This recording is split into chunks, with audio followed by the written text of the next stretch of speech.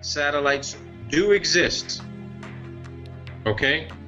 But I am of the belief and understanding that there is no possible way that anything weighing over a ton is being put in the nose cone of any rocket. I don't give a shit how powerful the rocket is. I put out videos, explaining to you guys what Don Pettit, NASA astronaut and PhD, who talks about the tyranny of the rocket equation. I put this out, and he explains, I don't explain it to you, but he explains how it is dumb mass, meaning extra weight, material, and scientific instruments literally affects the entire performance of a particular rocket based on the amount of fuel it needs to have on board to do what it needs to do. But there's no way, I don't give a shit what type of physics science that they're engaging in mathematics.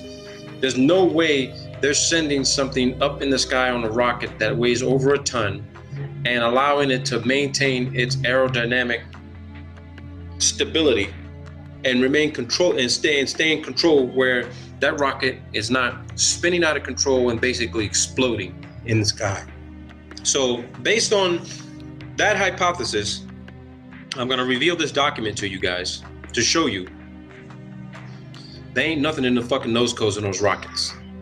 The entire satellite program worldwide, okay, worldwide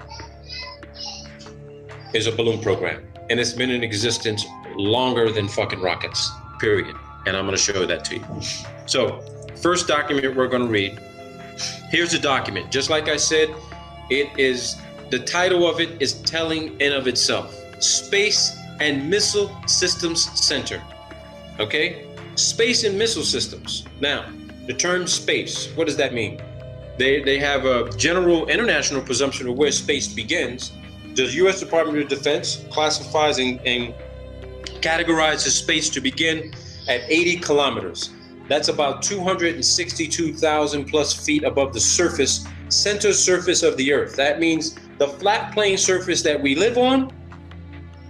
You launch a rocket, boom, 262,000 plus feet above the surface of the Earth. That's US DoD standard. So according to the DoD, they got aircraft that could fly close to that, maybe half the distance. But the international standard is called what they call the Kármán line. Theodor von Kármán developed, him and a bunch of physicists and scientists from all over the world, including scientists from the United States, established in the 1940s that space actually begins at 100 kilometers. For those in the United States, that converts to 328,082 feet above the surface of the Earth, okay? That is where actual space begins. Now, what is space? We can have several definitions of what space is. We don't fucking know. They're still studying it as we speak. So space, definitely, that at that altitude, even at DoD standard, we got a serious lack of oxygen and all of the components and pressure and environments that are consistent on the surface plane of the Earth, okay? So in space, you have limited to almost zero aerodynamic control, astronomic control. You need some sort of vehicle that has to travel at ultra high speeds, well beyond the speed of sound, which is 760 miles per hour, okay? It has to be traveling at high speed, for it to maintain any sort of aerodynamic stability and function and control at those altitudes. So, Space and Missile Systems Center. This is an interview with Lieutenant Colonel Harold E. Mitchell for the Corona program. Now, let me dive about the Corona program. The Corona program, okay? The Corona program is still a top secret program. It was a program launched by the National Reconnaissance Office in conjunction with the CIA. It's equipped with some very advanced optical equipment and photographic equipment to conduct mapping and reconnaissance intelligence gathering capabilities. Okay, so I have that document pulled up here for you guys that we're going to reference. We're going to need that program. So this is a letter actually drafted August 21st, 1964, regarding a Corona mission. Now I need you to understand this. There were several Corona missions. So this is the importance behind proving that this satellite was never launched on a rocket. They had several missions. This satellite was put up on a gondola balloon. It did its thing for however many days or months, and then it was captured by a C-119 multi-engine turboprop U.S. Air Force cargo plane, specially outfitted to capture this thing to capture it using some sort of tailhook type of device. Okay, so I'm not going to read this entire document, but there's specific sections of this document we're going to address, so I can prove to you guys that satellites are not floating around above 100, maybe 200,000 feet. They are literally 10 to maybe 50,000 feet above the altitude where U2 optimal flight range is. So, and I'll show that to you as well. The technical specs for U2, they can go beyond 70,000 feet, okay? Beyond 70,000 feet. That's not their max operating altitude. They can go beyond that, okay? Now, the reason why I chose this document is for one simple reason. Although this activity occurred between 1954 and 1956, and Corona program is 1958 to 1962, the subject time frame involves about 20 years, 23 years. But look at the date of the interview, people. The date of the interview was October 1st of 2003. Now, what significance does that play? One, to me, it's fairly recent. Even though this is 2016, that's 13 years, okay? This document was recently declassified as an interview, but it's also interesting to note that it was conducted by the Space and Missile Systems Center. So Robert McCulley was of the History Office at the Space and Missile Centers at Los Angeles Air Force Base. So this guy is going to interview Lieutenant Colonel Harold E. Mitchell of Missouri over the telephone about his experiences recovering Corona satellites. All right, I'm going to skip forward because he just talks about the guy's history, where he got his training, how long he's been doing his training. You know, this is just basically, introductory type of, okay, this is who this guy is. I need to know who he is. Now let's get to the meat of what it is he was doing and what his role was in this program. So they talk about what his rank was. This guy was a captain. He was in charge in 1954. He was part of the Dragnet program, also known as the Genetrix program or Weapons System 119L came along. They were flying out of Charleston, South Carolina. That's where they were doing a lot of their training. They were flying a C-119. You saw a brief picture of what that looks like. It says, how did you conduct your training? They talk about how they were conducting their training. Again, a lot of this information, it's not insignificant, but it just adds to the narrative of, is he talking to the right guy? All right. All right. So here's some of the beginning meat of this interview. McCauley asked Captain Mitchell, did you ever recover the Dragnet training capsules at night? Mitchell says, it's impossible to recover at night. The only time we flew at night was during our instrument training. We didn't fly our emergency training at night either. We did all of our training instrument flying 16 hours a day. We did that because time was of the essence. And if we didn't fly night missions, we'd never get all the training done to get people ready to go into the practice sessions, okay? So let's go ahead in. Now, here's where he describes what the Dragnet gondola looked like. What did a Dragnet gondola look like? Well, we used similar parachutes except the Corona program or Discoverer program only used one chute, okay? We used 4 28-foot parachutes for a Dragnet gondola, and they did all of the chute modification at the parachute shop. They would attach 4 parachutes and these were not reinforced parachutes. They were just to lower the load, the gondola. You'd attach them to the gondola, and then from the middle of this, on a longer tether, you would have a smaller chute that we call the drogue chute.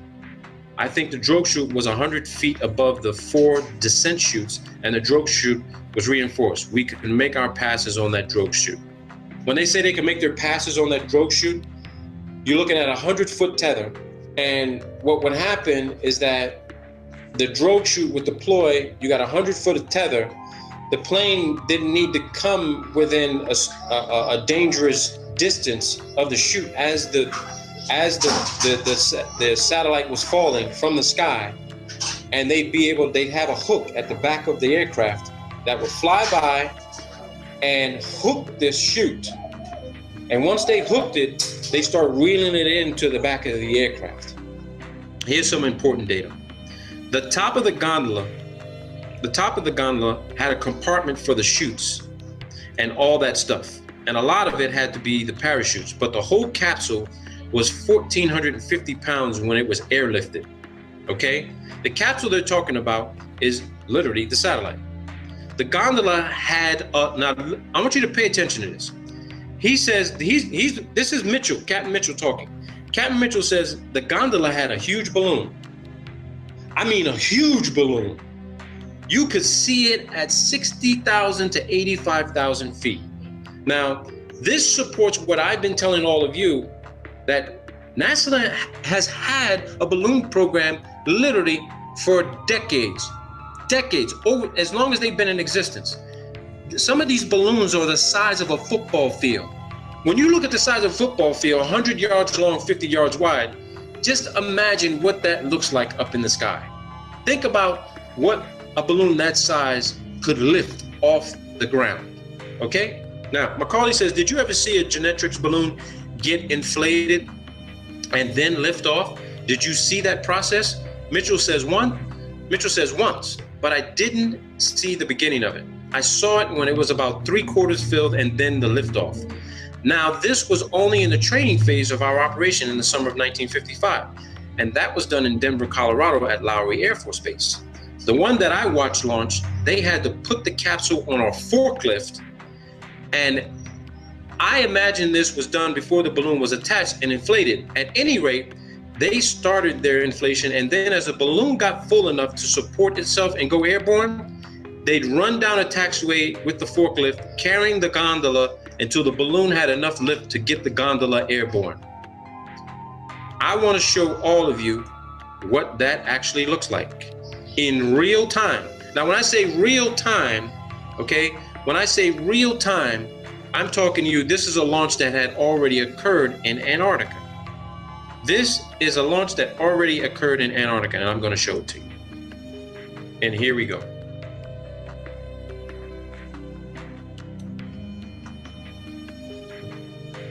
I just read this to you. This balloon launch took place in Antarctica, and it's an 8,000 fucking pound telescope satellite. There goes the mountains in the background. Here's a visual description of what I just read in that document.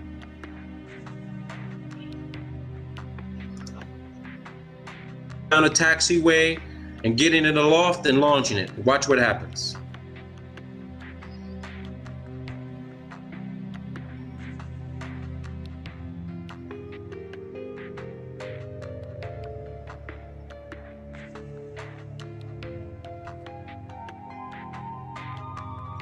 If you like apples, how you like them fucking apples? That's 8,000 fucking pounds, people. 1,000 pounds. That dome on the top is actually where all of the radio equipment is installed so that a C-130 can communicate with it. It sends off a signal so that when these aircraft are in the air, they can detect the signal while it's up at 85,000 feet, 100,000 feet. Today's balloons get to about 130, 150, 180,000 feet, okay? And at nighttime, when the helium air is cooled down, the balloon drops in altitude about 10,000 feet, maybe 5,000 feet. And then when the sun shines back up on it again, that hot helium air expands and the balloon raises in altitude again. So you have this oscillation of losing altitude, gaining altitude, losing altitude, gaining altitude. Now, for anybody that hasn't paid close attention to what the ISS is doing, the ISS is doing the same fucking thing that balloons do. And I'm going to prove that to you as well, that the ISS, if it exists, which now I'm of the conclusion that it does exist, that means that the ISS is up in the sky. It's not at 245 miles. It's within, say, 150, maybe 250,000 feet. And to prove to you where that site location is, this is Google Earth Pro. This is December 15th of 2009, okay? This is Antarctica. Antarctica people. On the other side of Antarctica, this is the launch site for the balloons. It's called the Wallop program. Based on satellite imagery, you have these large cranes out there, okay? The launch site for the balloons. Further proof that they're using aircraft to capture these things down in Antarctica. This. Here goes your C-130s, C-7. These are your C-130s. These are your C-119s. Turboprop planes. And if anybody wants to say, oh, well, they're using this to transport people back and forth. Yeah, they are using people to transport back and forth, but guess what? These are also specially outfitted aircraft that literally recover when they intentionally burst the balloon. It comes down on a drogue chute, and these aircraft fly at 20, 30,000 feet, and they go and grab this thing. There's your aircraft. 5. You have a 6th over here. This is for crew transportation, but these big boys right here, these Hercules are the ones that are recovering 8,000-pound telescope satellites launched from Antarctica. The document, because this document gets better.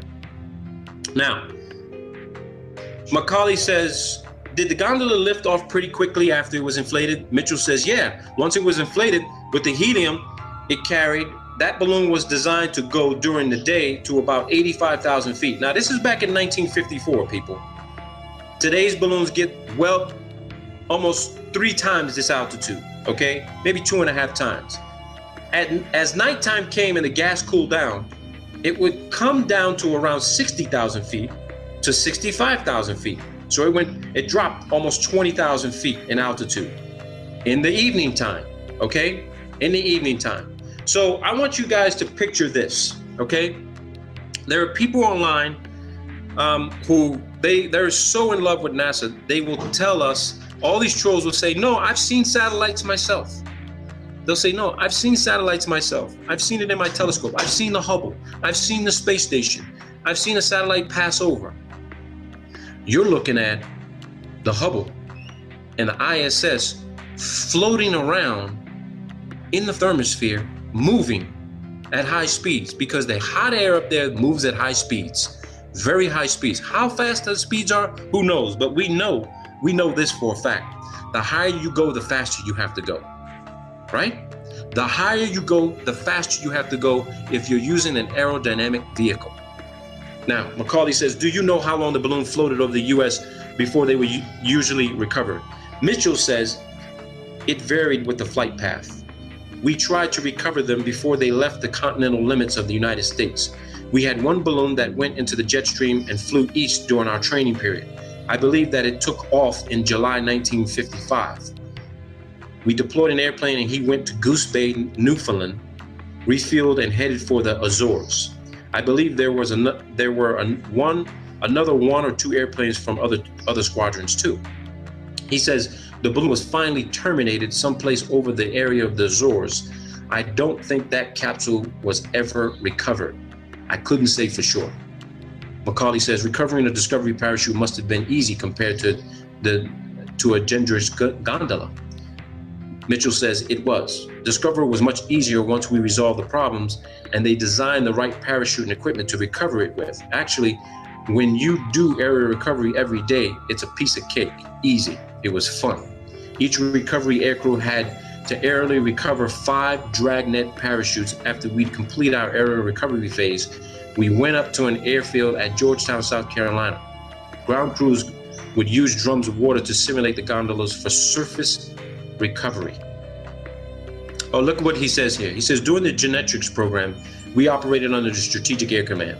To show you how important genetics was to the Strategic Air Command, we pilots each carried a letter in our secret folder along with our top secret aircraft equipment. It was a letter from the Director of Operations for Headquarters, SAC. His name was Brigadier General Howard Smith, to the commander of any SAC base where we had to land, that we had the number 1 priority over anything else in refueling, maintenance, and getting our aircraft back airborne. Now, why would they have number 1 priority to refuel and get airborne again? Let's assess that. Well, if there's hundreds or thousands of these satellites supposedly in space floating around, and we know now they were balloons, and these things suffer some sort of malfunction and they come down, that airplane has got to go to that location to recover that thing. These airplanes had to be available non-stop to go anywhere at any time to recover this thing.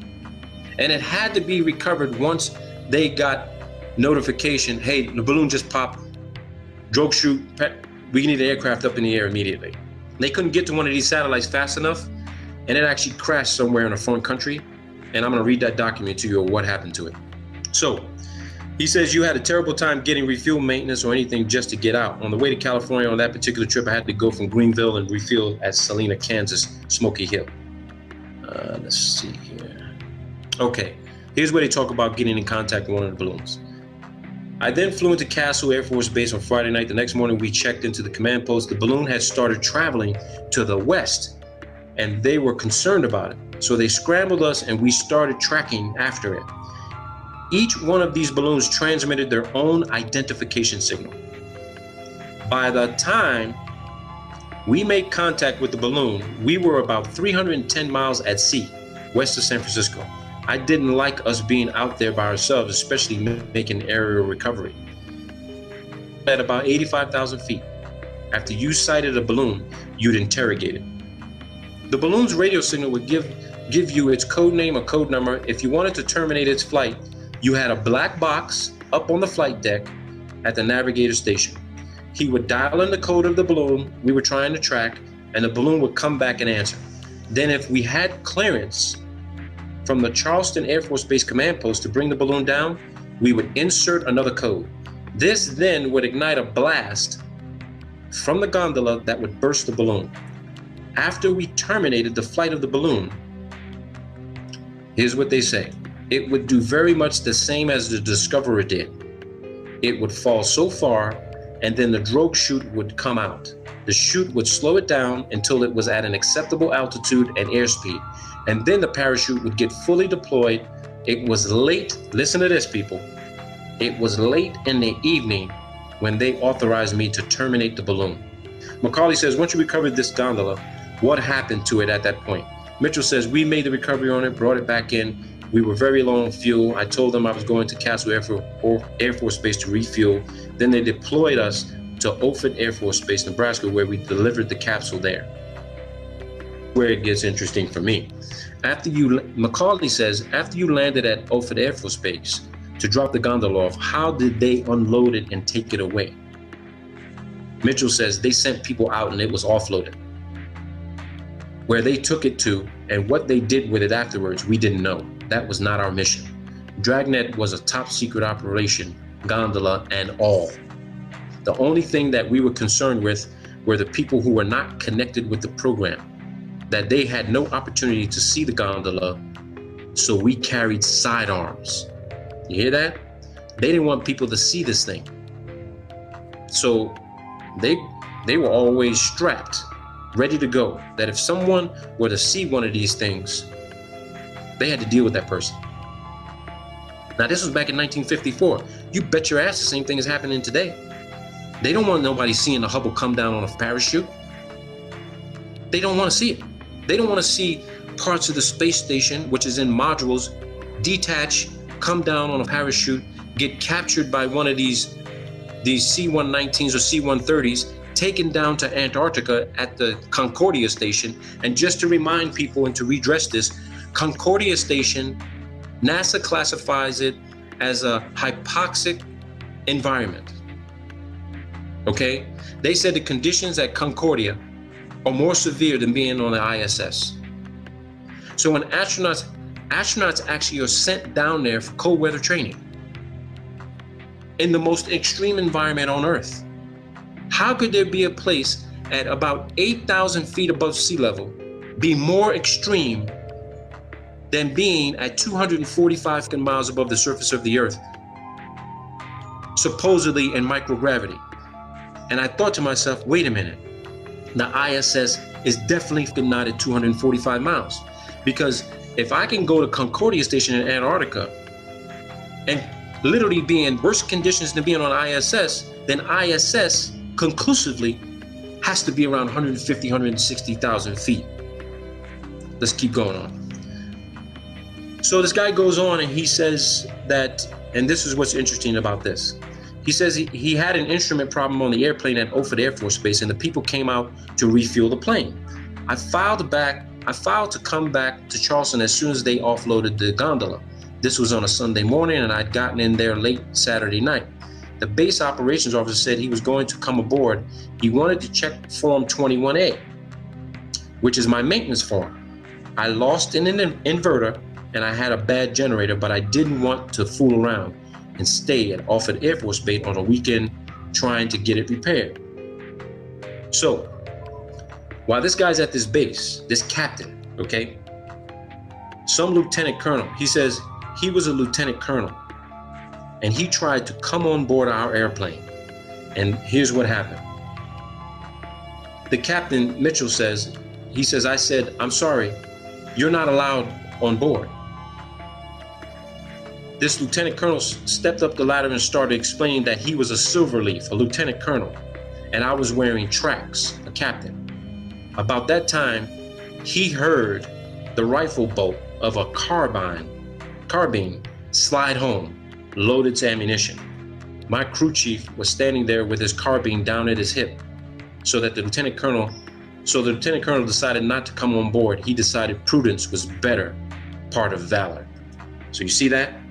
This guy's a captain. He tells a lieutenant colonel, sir, I'm sorry, you can't come on board. I'll come down to show you my Form 21A, but you can't come on board.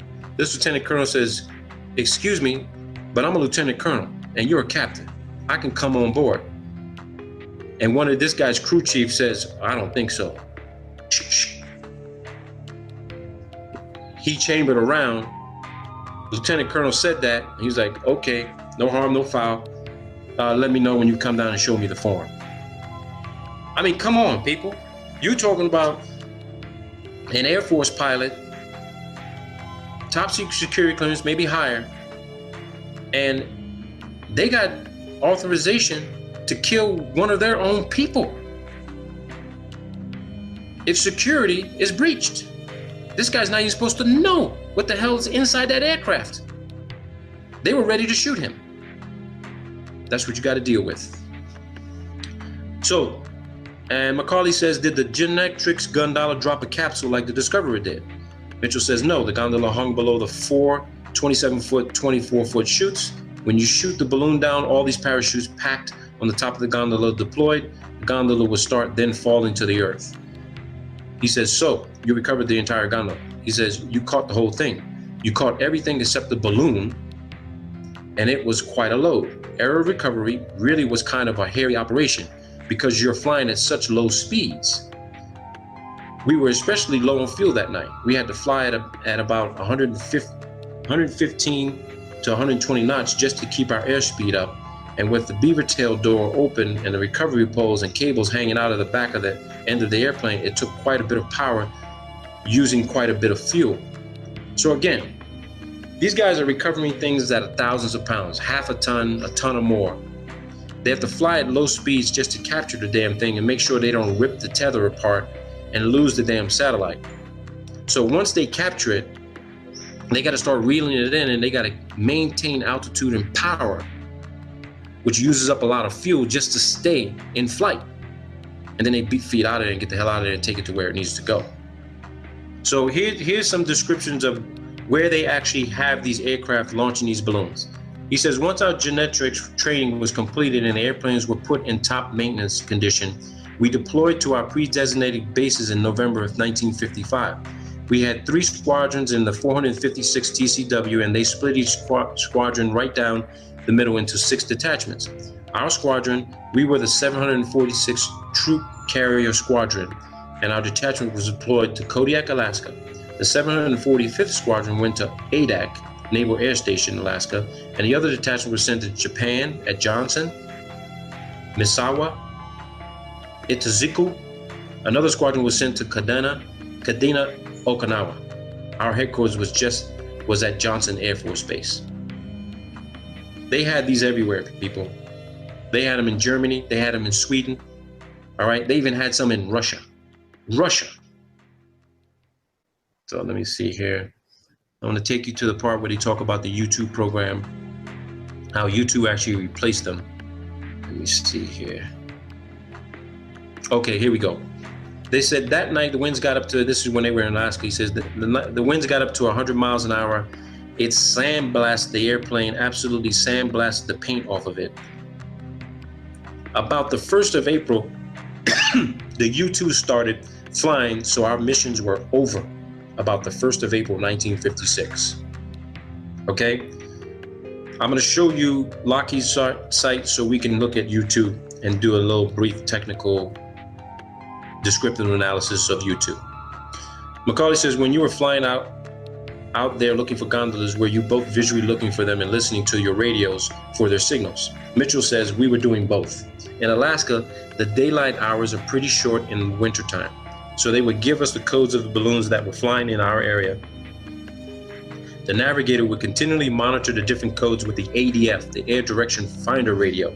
The balloons had ADF beacons that we could come home in on. Each balloon had its own frequency. We would sit there and the navigator would keep scanning these different frequencies that we would get for that particular mission. Now, think about this, people. You have amateur radio operators out there all around the world who says that they can track the signals from satellite communications. Now, I'm not doubting they can track satellite communication signals. But let's be clear. What we've all been led to believe what a satellite is something that is so far advanced and technically incredible that is floating around up there on its own. We see these on videos, we see this on television. Oh, look at this satellite. It's always a CGI photo or video or some sort of artist rendition of what the satellite looks like. It's a drawing. Every single video we've all ever seen, they're all CGI videos and images of satellites. They never show you the thing in real time. Why can't they show you in real time? Because it's not where they say it is. But what is up there is a real satellite, but it's not at the altitude they claim it is. It is giving off a frequency and signature. It is floating in the sky, but not unaided. You only see it at night, and when you see it, it's the moonlight or the sunlight reflecting off of this.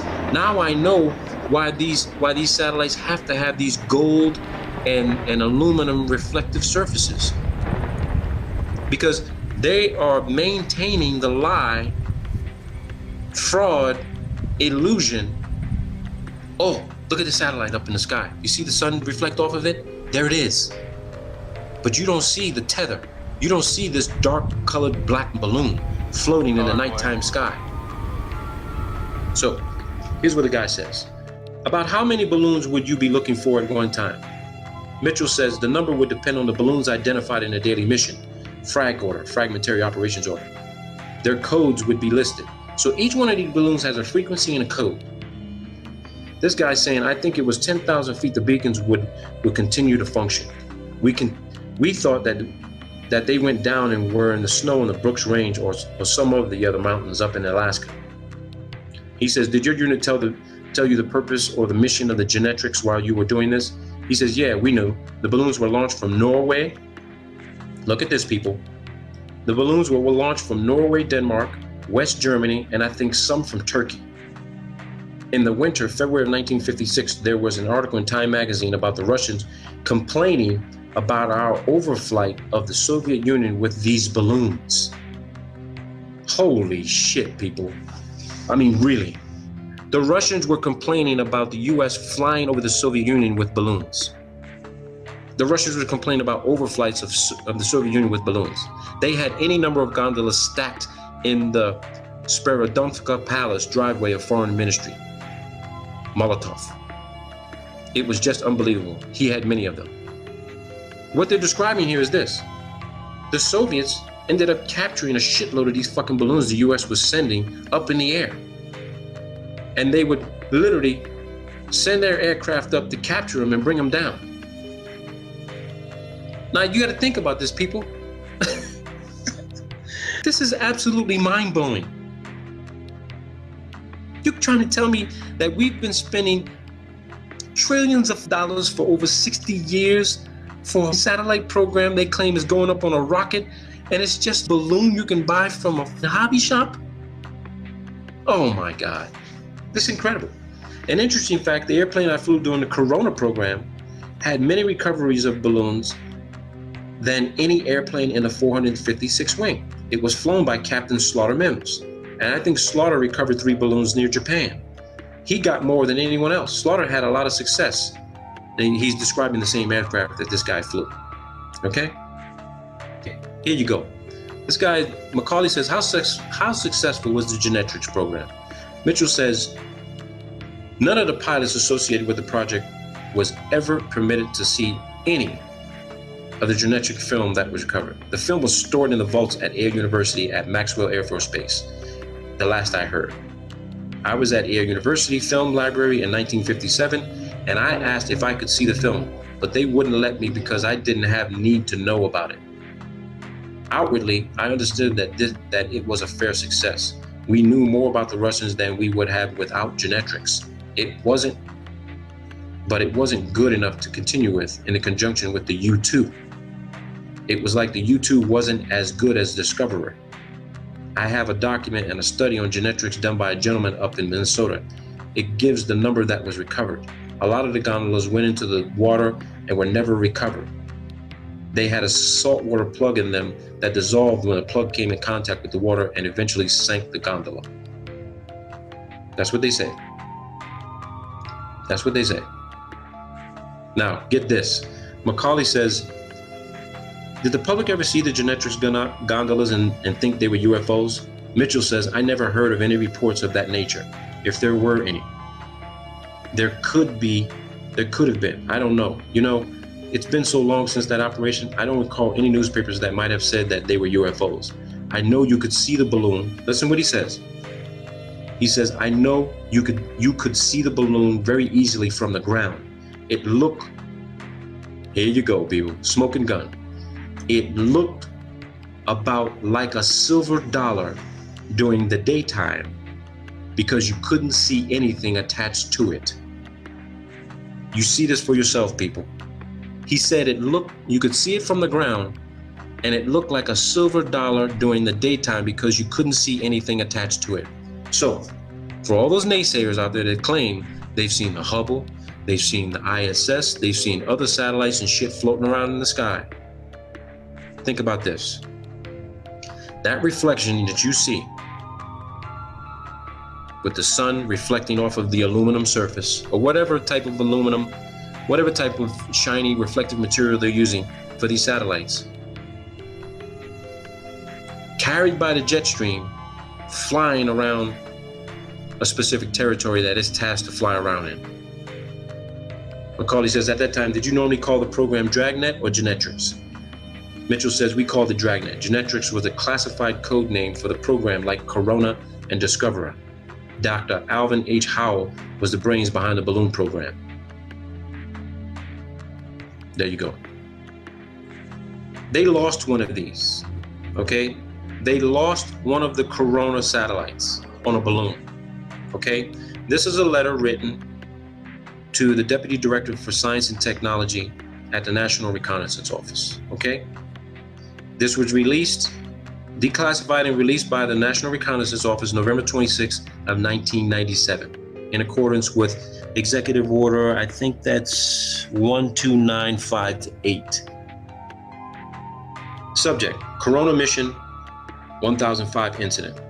This memorandum is for information only. Corona Mission 1005 was launched on 27 April into orbit.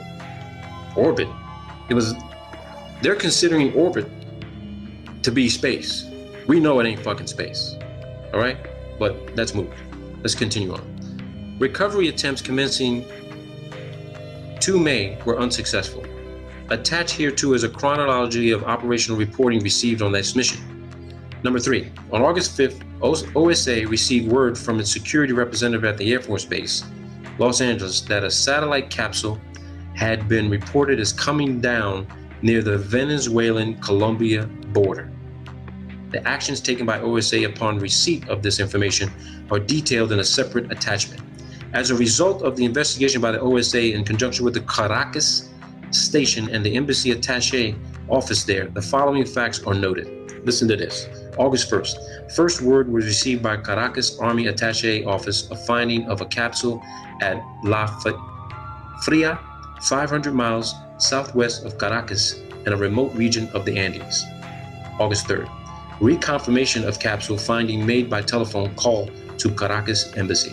August 4th, representatives of the embassy viewed the capsule at San Cristobal, to which it had been moved by political police. First press stories appeared.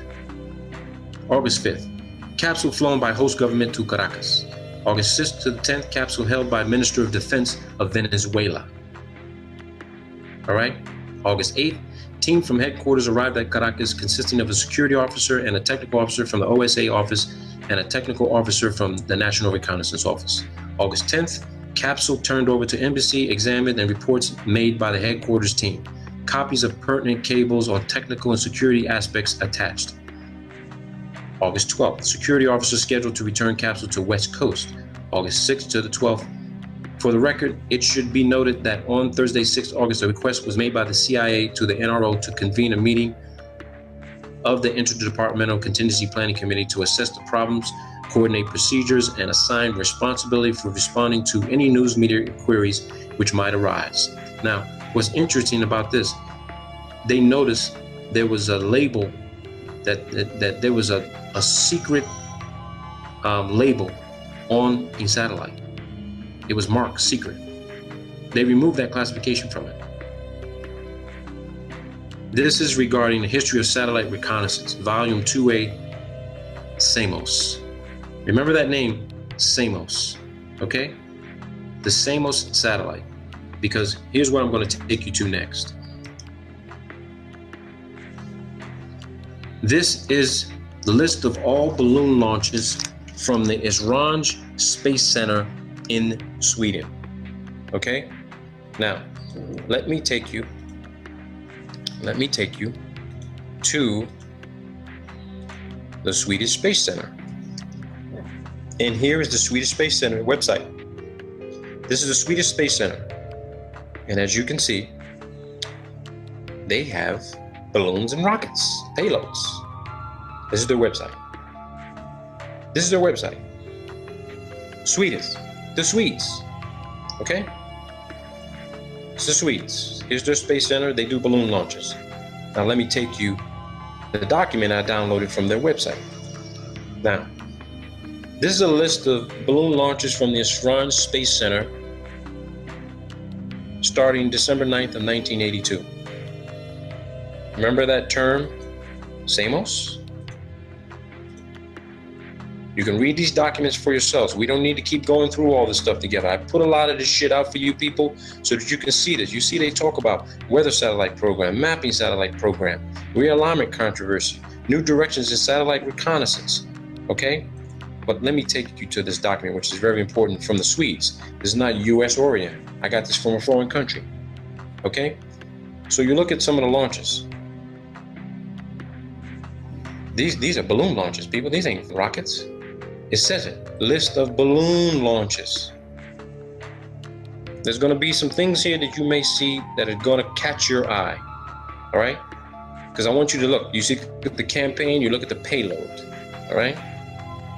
You got campaigns and payloads. And we're not going to go through all these codes, but you're going to see something that's going to catch your attention. All right? I'm going to keep going through this. All right? Keep going through it. You're going to see something that's going to catch your attention, that's going to blow your mind. You see this, people? What does that say? Mir. That's the Mir space module. February 24th, 1997. Here goes another one. Mir. March 17th, 1997. Mir. Okay? I want you to see these things. All right? I want you to see these things. Let me take you to another one here, because there's let me hang on. Let me see. Here we go. Two more. Mir. February 18th, February 19th, 1999. Mir. It's the Mir space module, people. On a balloon.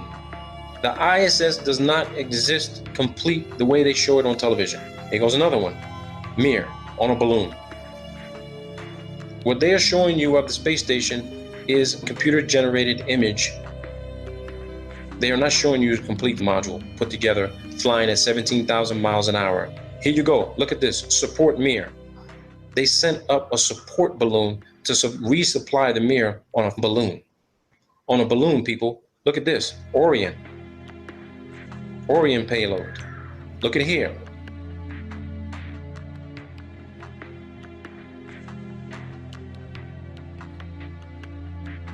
Inmarsat. You want to know where your satellite phone communications come from? A balloon, people. A balloon. I'll supply this document to whoever wants it. Here we go. Inmarsat test. Balloon. If you were to take time to search every single one of these flights to match it up with a particular rocket launch that they claim this thing was on, I guarantee you will be able to compare it with this Swedish Esrange Space Center balloon flight list. Balloon flight list. Balloons, people. That's your program. It's always been your program. Look at this. Mir short duration. Mir VLD. You got two VLD, and look at here. More Mir. This is in 2002, people. 2002. For those in Europe, you ever heard of Enviasat? Look at Enviasat. Enviasat. These things are supposed to be testing the atmosphere for particulates and, for pollution control. Balloons, people. You can't come to any other conclusion. You don't have any other information to prove you were at the launch pad and you saw them put this thing inside the nose cone of a rocket. You didn't see it. You can work for NASA, you can work for the Germans, you can work for the Russians. You did not see what you thought you saw going into a nose cone of a capsule and with an unedited video stream and put on a launch pad and launched into the sky on a rocket. You didn't see that. Look at NASA. Why is NASA using the Swedish to launch a balloon for them? Think about that. They're everywhere, people. They're carrying out the deception, the fraud, the hoax, the scam, the bullshit. It's all here. It's all here, people. I keep saying it's not what you know, it's what you can prove. You can talk about it all day long. You can claim this is your theory, this is your hypothesis. You ain't got no documentation to fucking back it up. You just want to show some bullshit video and you're not a videographer and you don't know how to do video analysis. You got to get the documentation. And here's the documentation right here. NASA, 2011, LED, ESO, high wind. Just check these out. Because I have. NASA, 2013, Sunrise 2. Look at that. Balloon. Balloon, people. That's a complete list. It goes all the way to 2014. 2014, people. 2014. There you have it. There you have it, people. I don't know what else to tell you. I really don't know what else to tell you. Check this out. Just check this shit out. Check this shit out. Another satellite being launched from Antarctica. Check this out. You're gonna love this one. That's Antarctica, people. Remember how we saw that circular launch pad? The bulldozer is smoothing out the ice and snow. Look at this. Just wait and see. Watch this.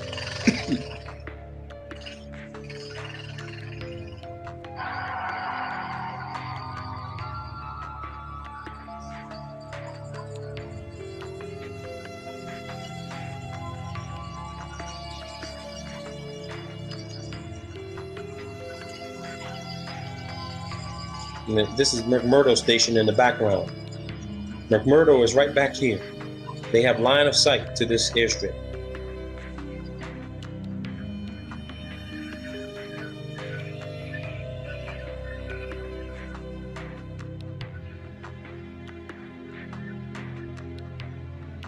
Just look at this.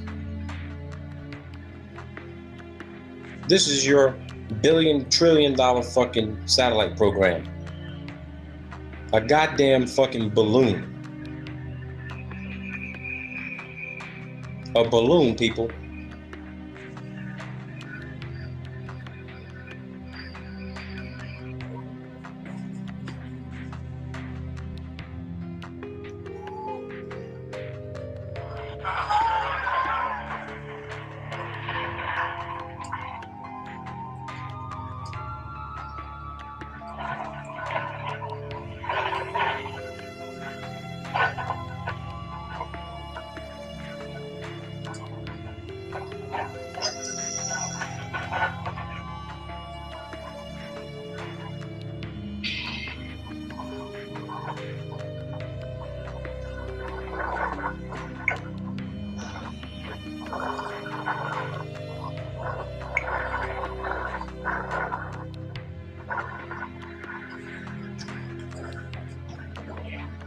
There goes fucking $20-30 million on a balloon.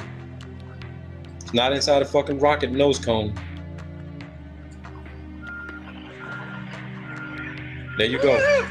Woohoo! Woohoo! Yay!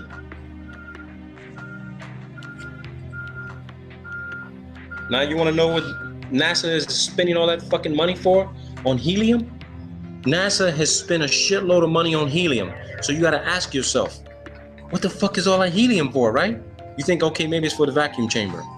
They're doing all kinds of testing. No, bullshit. That fucking helium is for their fucking balloon program. What else would you use fucking helium for? What would you use helium for? You use fucking helium to fucking float. It's at 18,000 feet right now.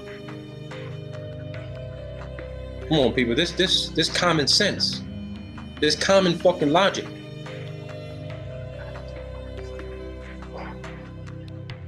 Hey, the payload is now at 105,000 feet. Look at that. 105,000 feet. Quite well, even with the naked eye. It's nice and well inflated now. So based on the size of that balloon, now we're at about 120,000 feet. look at that. So these things got to get to at least 150, maybe 100, maybe they can get to about 180,000 feet. But at nighttime, see this fucking thing. You're not going to see it. You're not going to see the satellite. Period. So we're going to go to aircraft. Let's go to the U2 Dragon Lady. Let's go to the U2 product card. Okay, so here's your U2. I can tell you here right now, this is a new upgraded edition. They've upgraded the satellite system. So instead of, they're still using balloons, okay? They're still using balloons. But as far as military advanced communications, topography, mapping. This platform, 33 of these are stationed around the world. 33 of them. Half of them are flown unmanned. Half of these can be flown without pilots inside of them. They can fly 24 hours. They can be refueled in the air at high altitude. They've got everything on board that you would need to do the same communications on the ground. 15 of these can be flown without pilots, unmanned. When I spoke to my professor, who used to be a Defense Intelligence Agency officer, he was in charge of the U-2 ISR program, Intelligence Surveillance Reconnaissance program. I asked him how many of these would be needed to cover the entire Earth in a 24-hour period. He told me, you only need 10. You could cover the entire Earth. And your satellite photos that you guys see, satellite imagery, high altitude imagery that they claim is coming from the ISS, the U-2 is taking the high definition photographs and they're being presented as ISS footage. Don Pettit told you in the Tyranny of the Rocket Equation, there ain't no fucking way humans ever left the fucking Earth. They ain't never left the fucking Earth in the space. This is it right here. Period. Period. So let's look at this document. I want to blow this up for you guys here. So let's do this. It says here, and I want to go specific to the technical capabilities. Okay? Let's do this. It says here, look at the maximum cruise speed. Actually, no, the cruise speed is 475 miles an hour. Now, that's completely contradictory to what we have learned and been told with regard to high altitude aeronautics, that the higher you go, the faster you got to go to maintain aeronautic stability and control. But it seems here that the cruising speed for the U-2S is 475 miles an hour. There's less atmosphere at altitude. But this is where people get confused when you see all the videos. It says the ceiling is above 70,000 feet. Above 70,000 feet, people. The max altitude of U-2 is not 70,000. The ceiling is above 70,000. The range is greater than 6,000 miles. Which means if the cruising speed of U-2 is at 475 miles an hour and it can go above 70,000 feet, that means that there's definitely atmosphere that is breathable. You can operate in it above 70,000 feet. And you use less fuel at 475 miles an hour above 70,000 feet. This is the cruise speed. Maximum weight, 40,000 pounds. So would you think maybe possibly they could put some sort of advanced optical scope on this bad boy? Because the Hubble was 27,000 pounds. Maximum weight of this is 40,000 pounds. So how much advanced imaging and communications equipment you think you can put on this platform? It's twice it's twice the mass of Hubble, flying at above 70,000 feet. Here it is right here. And look at the price. Here's what's interesting to me, the coincidence, people. The Hubble, they claim, cost $1.5 billion. The Hubble, 1.5 billion. Look what it says here. The recent 1.58 billion in system upgrades includes sensor upgrades, improves radar, multi-spectrum imaging and signals collection, sensors and data links, a new F-118 GE 101 engine, improves range and altitude, lowers operating costs and reduces weight by 12%. Glass cockpit, new defensive suite, improves survivability against the latest generation of missile and fighter threats. 1.58 billion. The Hubble, 1.58 billion. Sophia, 1.5 billion. That's the magic number for a lot of this bullshit. $1.5 billion is the number these government agencies are using. It's probably costing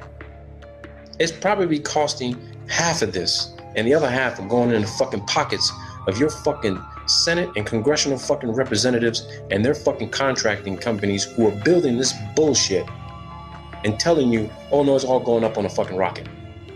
It says here, reconnaissance and surveillance from the stratosphere. The stratosphere. Everything we know of, communications, imagery, you name it, everything stays within the stratosphere, which means we can't get beyond the thermosphere. We can't get there. We can't get there. This is our limitation. We can't go beyond this technological capability because we just can't get out there. We can't get there, people. When they say the U-2 flies at the edge of space, I'm sorry to tell you, the edge means you're maybe within 5,000 to 10,000 feet of the Kármán line, which is 328,000 feet. How the hell could you be up in the U-2, be on the edge of space? The edge of what space? You mean the next space, which is from the stratosphere is the mesosphere and then the thermosphere? Because maybe they're on the edge of the mesosphere. Or they ain't close to the thermosphere because it's too goddamn hot up there. It's in excess of 500 degrees Fahrenheit. You honestly think that this aircraft will be able to withstand those heat temperatures? Look at the SR-71. They tried to take it up there and look what happened to it. I do believe you have to fly faster the higher you go, but we can't do it. It's that simple. It's that simple.